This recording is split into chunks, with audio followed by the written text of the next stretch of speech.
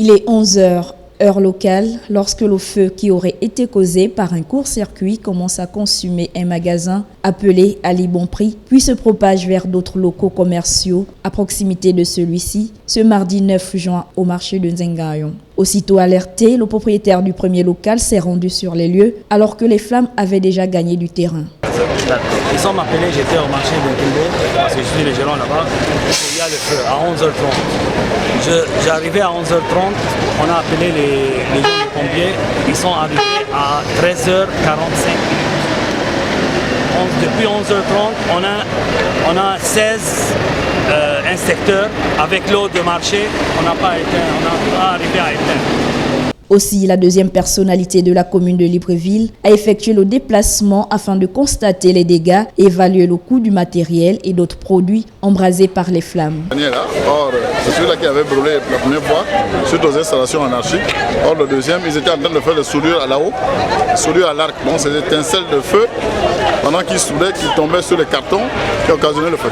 Encore sur le sinistre, nous sommes en train de constater l'objectif pour nous, c'est de faire arrêter le feu. Comme à l'accoutumée, les soldats du feu auraient encore joué le rôle du médecin après la mort, car venu 2 heures plus tard. Notons que c'est la 3e fois consécutive qu'un incendie se produit dans ce marché situé dans le 6e arrondissement. Toutefois, une enquête a été diligentée afin de connaître les réels motifs de ce énième feu.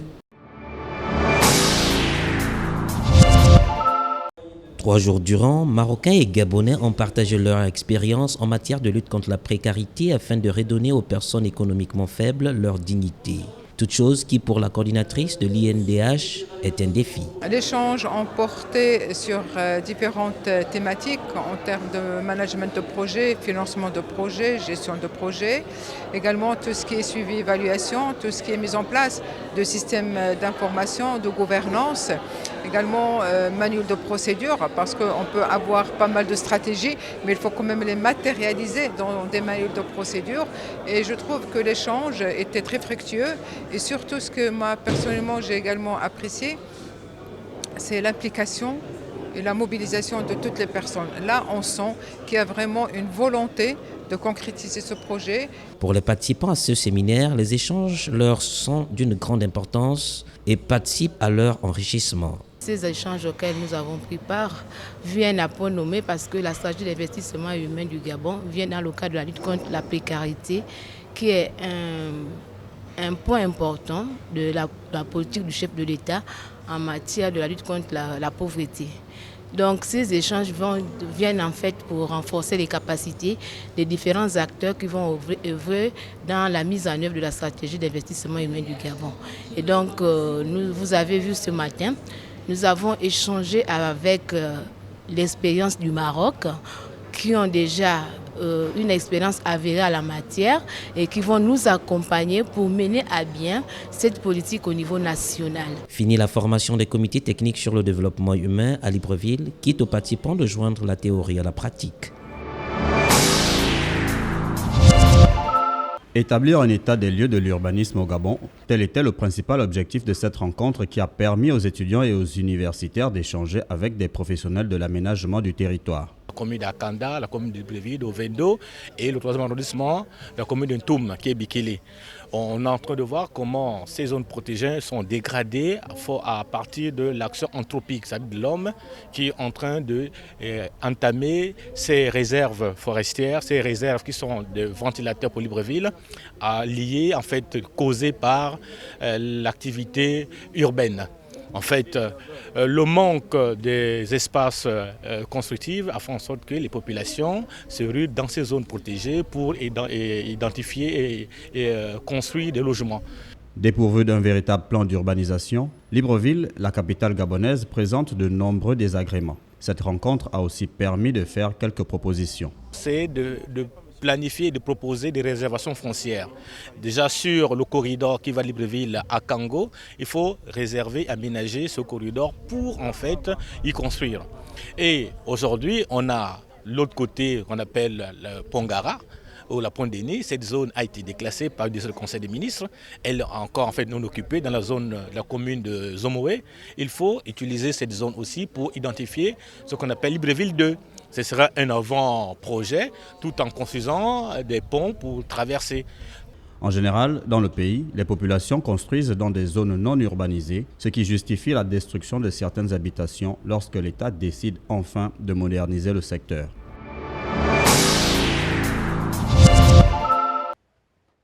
Libreville serait-elle devenue la capitale de tous les dangers? Une question en suspens au regard du nombre de plus en plus croissant de braquages dans cette ville, surtout à bord des taxis. En effet, depuis quelque temps, nous assistons impuissamment à de nombreux coups de braquage de la part de pseudo-taximens. Pour dénoncer cela, des clients usent désormais des réseaux sociaux. Ce message sur WhatsApp a été distribué au maximum d'un individu à un autre, puis à plusieurs autres, à une vitesse qu'il a bien répandue. Il indique ce qui suit. Taxi braqueur, suivi de son numéro d'immatricule et son prénom. Un message qui décrit même le type de comportement du taximan et le site sur lequel son équipe lui opère. De l'autre côté, il y a le dernier fait évoqué par le quotidien L'Union dans sa parution du 11 juin 2015, en sa page 10, qui fait état d'une équipe constituée de 3 repris de justice qui opéraient à bord d'un taxi dont l'immatriculation a été dévoilée. Ces malfrats dépouillaient des paisibles citoyens sans en être inquiétés pendant plusieurs tentatives, et ce jusqu'à ce que la police intervienne finalement. Mais combien de forfaits avait-il déjà commis? Dans les foyers et bistrots, il est difficile de ne pas évoquer la question, tant elle fait peur aux usagers. Comment prendre un taxi? Dans quelle zone et à quelle heure? Voici les questions que se posent les Librevillois qui pensent à leur sécurité. Mais que faire lorsque ce moyen est resté pendant longtemps et le seul pouvant servir pour tout déplacement? Taxi ou clando, plus rien ne rassure les habitants de la capitale gabonaise au regard des annonces faites et des arrestations allant dans ce sens. Un choix qui s'impose et une sécurité pas toujours garantie pour les usagers. Qu'à cela ne tienne, on l'emprunte quand même dans l'espoir d'arriver à bon port. Comme le dit l'adage, un homme averti en vaut 2, doublé de vigilance, mais n'ignorons pas que ces cas enregistrés ne sont pas généralisés. C'est par une rencontre avec la presse que le président de la Ligue nationale de football a profité à dresser le bilan technique de la phase allée du championnat national de football de première division. Nous avons donc, dans un laps de temps de 2 mois et 10 jours, bouclé la première partie de notre championnat qui, comme vous le savez tous, avait connu un énorme retard dans son démarrage cette saison en raison de l'absence de financement lié à son organisation. De manière générale, nous retiendrons que la première phase du National Foot a été d'un bon niveau. Nous avons organisé pour la phase allée du championnat national de première division 78 matchs pour 173 buts marqués et 275 avertissements. Une occasion également de présenter aux hommes des médias le déroulement de la Super D2.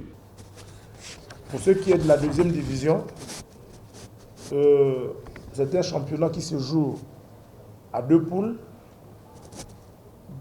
La poule A a 7 équipes, la poule B également 7 équipes.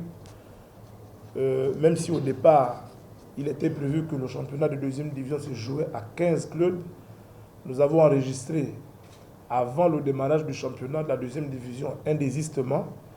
L'équipe d'Océan Club La Nyanga qui n'a plus participé à cette compétition pour des raisons qui lui sont propres. Nous pouvons noter que la reprise de ce championnat professionnel pourrait être conditionnée par le versement de la subvention dans les délais raisonnables qui leur est dû par l'État gabonais.